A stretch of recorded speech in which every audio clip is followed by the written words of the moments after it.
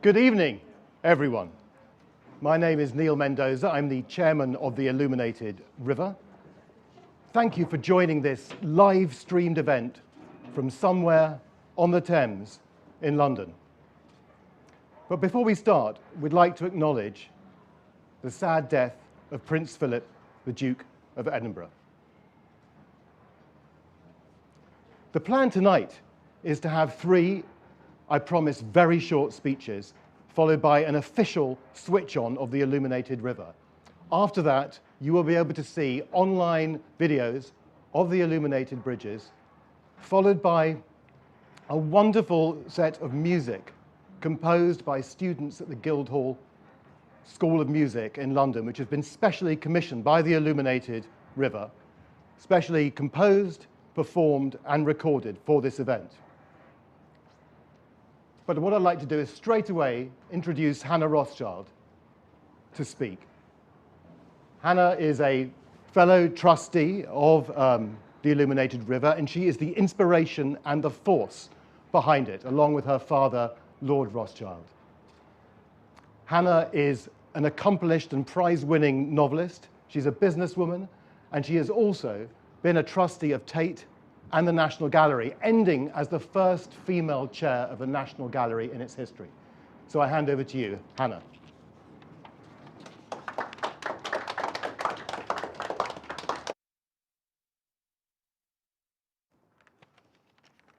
Thank you, Neil, very much indeed. Hello to all six of us here at the moment. There may be a few later. London, as you all know, was founded in 43 AD, and for the last 2,000 years it has become one of the world's greatest cities, in my opinion, probably the world's greatest. But for many centuries its success was due to the Thames, this mighty 215-mile river which brought trade and commerce from far different lands.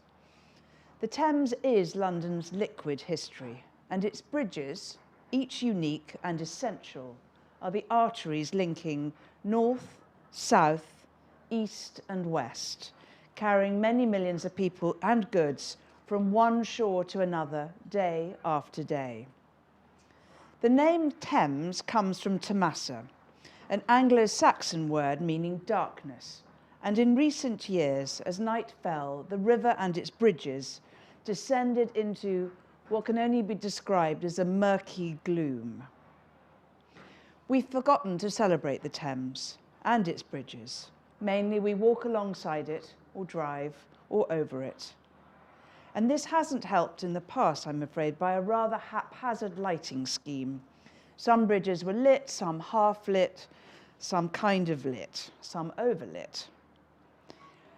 My father, in 2000, had this wonderfully audacious idea with James Turrell, another great lighting artist, to light the bridge Waterloo, which I'm looking at now. I don't know if you can see it, but you'll see it later.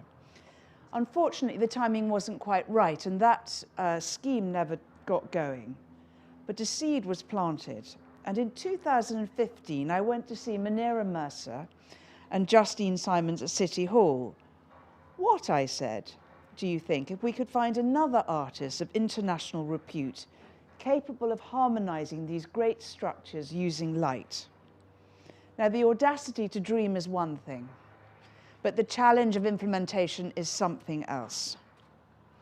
And during our discussions, Munira and Justine were very clear about several things.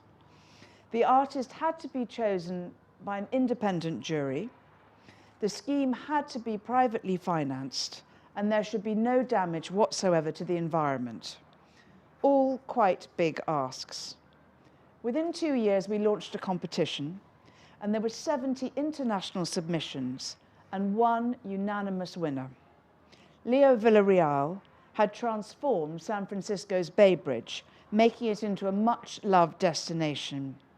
He had vision, he had skill, and he spoke about being inspired by Monet, who, as many of you know, used to paint the bridges, and those pictures now hang in the National Gallery and elsewhere. His partners in crime, Litford, Davidson and Sandilands, had built Millennium Bridge, so they knew how to work on the river. We then set up a foundation led by the very extraordinary Sarah Gaventa. and she was determined to make this into a truly collegiate project. She and her team consulted with up to 50 organisations on and around the river, including Bat conservationists and Historic England, local communities, the public realm, environmental groups, councils, Port of London, boroughs, transport provider, lightermen, the Livett family, very important it turns out, are just some of the people who've been crucial to this project. And many of those responsible for the success are with us virtually tonight. And I really hope that we'll have the opportunity to meet together once the final lockdown restriction ends. I'd also like to thank my fellow trustees, Neil Mendoza, who you just heard from, Fabio Bramowski, and Anthea Case. And without the incredible generosity of various people, we couldn't have done this. Thank you, Lisbeth Rousing, Peter Baldwin, Len and Emily Blavatnik, Simon and Joyce Rubin, and the Rothschild Foundation, led by my father, Jacob. It's 6 years since our first meeting at City Hall. And tonight, all the bridges from London to Lambeth will be bathed in one sinuous, subtle, and uniform sequence of light. If this is a success, and I hope it will be, there are more which might follow. Over the next year, 90 million people will admire Leo Villarreal's brilliant scheme, and the snake of darkness running through London's midst will be transformed into a glorious ribbon of light. Thanks to you all, and I mean thanks to everybody, the spirit of can-do and togetherness is alive in London. And here tonight you'll see 9 beacons of light to prove it. But in the meantime, can I please, with great joy, hand over to our contemporary Monet, Mr. Leo Villarreal.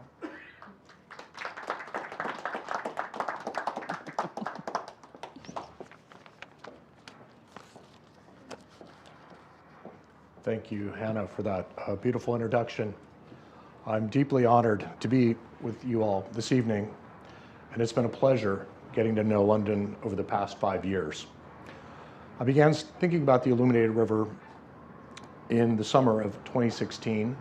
I was invited to participate in the competition, and at the first opportunity, I came immediately to London and I began to walk along the Thames and look and to try and understand what the river means. And I was really overwhelmed by the diversity of the bridges and the long history that they have.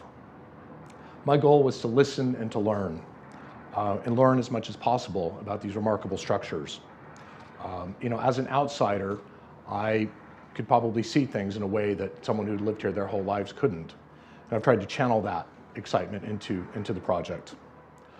I was interested in the Thames as a place of creativity, and was amazed to learn about Handel's water music, composed over 300 years ago to be played for the king on barges, and the inspiration of Turner and Whistler and Monet in the way that they painted. So my goal became to enhance the beauty that exists and allow these beautiful bridges to emerge from the inky darkness. After many conversations with stakeholders and some of the original bridge architects, we were able to find a way to integrate light in a way that enhances the structures. Each of the 9 bridges that comprise the project has a unique architecture and function. Some are utilitarian, others are some of the most iconic structures in the world. What differentiates my work is the use of customized software to sequence the light.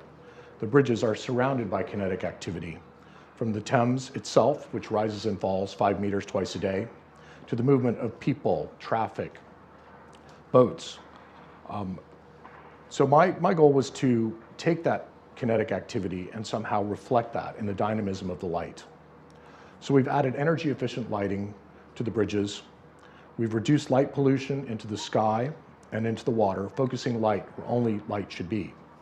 Each bridge functions on its own, but also together.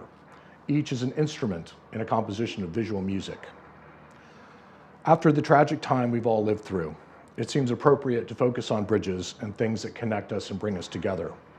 I'm profoundly grateful to everyone who enabled the realization of the Illuminated River, from my studio team back in Brooklyn, to the foundation staff and its board, to Sarah Gaventa, to the mayor's office, the bridge owners, our architects, Alex Leifschitz and LDS Architects, our engineers, Atelier 10, and contractors, FM Conway and Signify.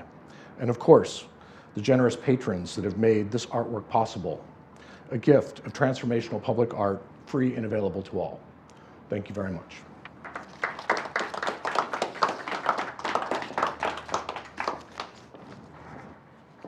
Thanks, Leo. It really is quite amazing to be here on this day here at Woods Quay, and we're very grateful to the Woods family for allowing us to be in this incredibly special location. Thanks, Leo. It really has been a long and thrilling journey over many years, as described by Leo and Hannah. And it's been an honor to chair and work on this project along with my fellow trustees, Hannah Rothschild and Fabia Bromowski, Anthea Case, and formerly Munira Mirza, as Hannah referred to. And I was thinking about why this project is so amazing, and I came up with 4 themes, and don't worry, I'm not going to go on for very long. The first is inspiration. Working with these Rothschilds, you have no idea what it's like. Anyone can have an idea. Very, very few people can turn an idea, an ambitious idea, into a reality. And that determination, that grit, that ambition is just extraordinary. Not only to do it, but to do it properly and professionally. And I'm incredibly grateful to Hannah and Jacob. And then if you move on from that, if you move on from the inspiration, to a production like this, it involves a giant team, as we've heard. But it's taken really a cast of hundreds to help produce Leo's incredible creative vision. This is a £30 million production. So it's not only the amazing work of Leo Villarreal and his studio, but as we've heard, the architects, Liv Schutz, Davis Sandilands, our environmental engineers, Atelier 10, our lighting experts, Signify, and of course our construction partners, FM Conway. And then we can go on, we can think about our internet network specialists, our boatmen, our abseilers. Let's not forget the geese. We had to stop work for an enormous amount of time while we waited for geese to sit on their eggs and leave their eggs. Hopefully hatched. Think about all those who took immense quantities of guano off Westminster Bridge. So what I'm trying to get to is this has been an unbelievable collaboration on a scale of miles down this river. Bridge owners like the City of London, the great boroughs of Lambeth, Westminster, Southwark, the transport companies, Network Rail and Transport for London, all originally seeded by the Mayor of London's office. And it's required originally 30 separate planning permissions. Can you imagine how complicated that is? It just makes me want to go and have a lie down just to think about it, actually. But, and not only that, but these bridges are protected, they're listed. We had to get 18 separate listed building consents from Historic England. And of course, we could go on and on like a film set, down the credits, all the way down to the accountants and lawyers who have professionally helped us get to this point in the scheme. And as I heard earlier, this has all happened on time and on budget. And that's despite all the you-know-whats that have been going on for the last couple of years. And that's because we've been led by an expert team, by an incredible director. Where is she? But the redoubtable, the valiant, the unshakable, the unstoppable juggernaut that is Sarah Gaventa. And we are very grateful to her. But the reason this has happened is my third word, which is love. It's love for our city, for London. This has been funded almost entirely by 4 great family foundations. The Rothschild Foundation, Lisbeth Rousing and Peter Baldwin's Arcadia, the Blavatnik Foundation, and the Rubin Foundation. And I can't emphasize enough how extraordinary it is that 4 giant foundations have come together to create this project as one unit. And it's something that we should all be grateful for. Which brings me to my final point, which is endurance. We hope this project, Leo's vision, will be an addition to the life, art, and culture of London. These bridges are the arteries that connect one bit of London to another, spanning the river that, as Hannah said, the whole point of why London's here in the first place is because of the Thames. And these bridges are so important, and what we've collectively done is installed a beautiful, delicate, thoughtful, kinetic art piece by Leo. But also, Also, this is public realm. This is resilient infrastructure. This is the latest and lasting lighting technology. It's low energy, it's low light spill, it's nature sensitive kit that we hope will be a contribution.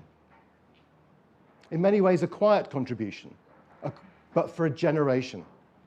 This is a gift to London, example of how magnificent a blend of art and philanthropy can be to help enliven and inspire a place, its communities, its commuters, and all of its people.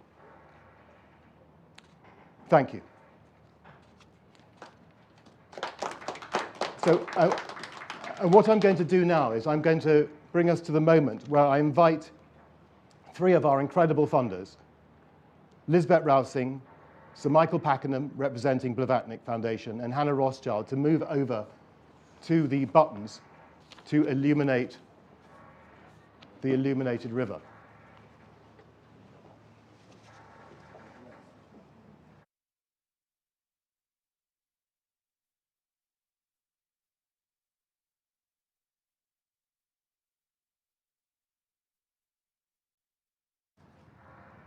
Okay.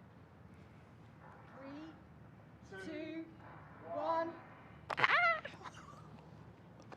Uh-oh. It's going. Is it going? Well, something's happening. Up the top. Yay!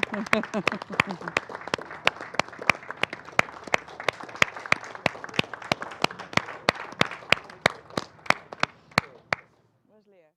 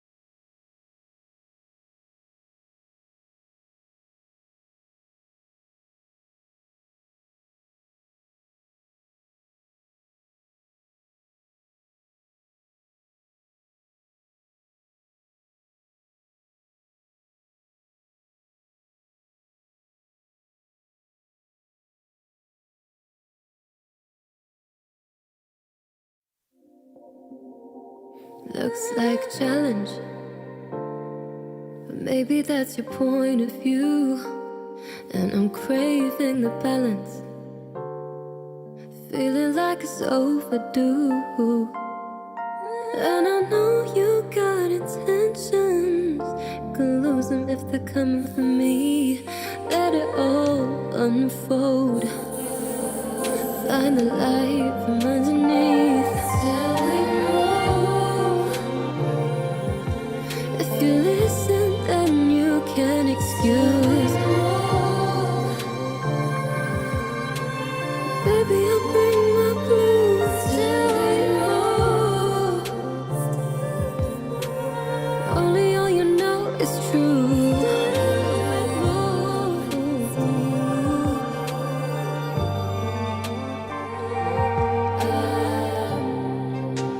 You sure like to take your time, careless but what to do. Confessing is new for you.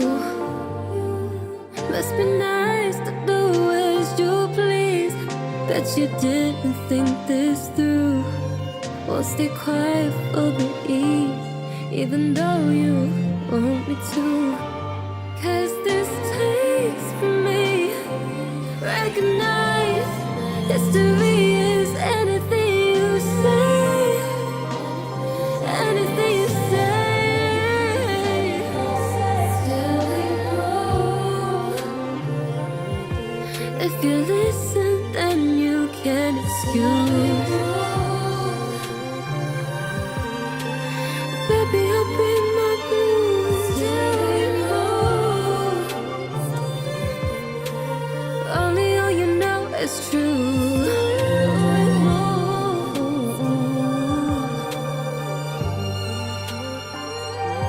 Looks like a challenge, but maybe that's your point of view. And I'm craving the balance, feeling like it's overdue.